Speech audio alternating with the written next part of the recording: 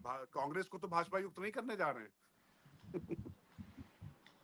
देखिए, हम एक प्रकार से इस तरीके की बात हम करते ही नहीं है। हमारा बड़ा उद्देश्य है, और वो उद्देश्य है विश्वगुरु भारत का निर्माण, विकसित भारत का निर्माण।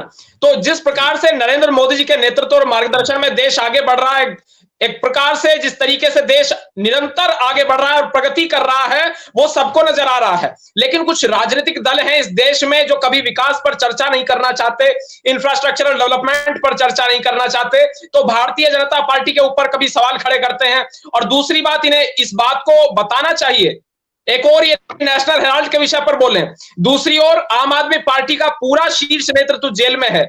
एकमात्र हमारी ऐसी पार्टी है, पॉलिटिकल पार्टी है, हमारा एकमात्र ऐसा राजनीतिक दल इस देश में मौजूद है जिसके शीर्ष नेतृत्व के ऊपर 1 रुपए का कोई भ्रष्टाचार का यदि आरोप हो तो ये बताएं।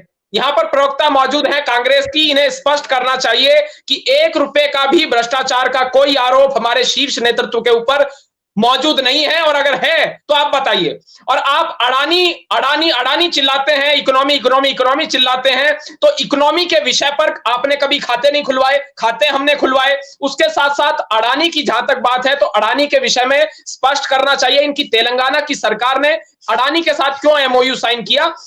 उससे बड़ा सवाल यह है, जिस तरीके से हम गरीबों की बात कर रहे हैं, हर वर्ग की बात कर रहे हैं, तो हमारे जो कार्यकर्ता हैं वो आज प्रसन्न हैं और संतुष्ट हैं। हमारे कार्यकर्ता जमीनी स्तर पर लगे हुए हैं कि किस तरीके से इस देश की प्रगति हो, किस प्रकार से इस देश को मजबूती प्रदान की जा सके, किस तरीके से ये देश आगे बढ़ सके।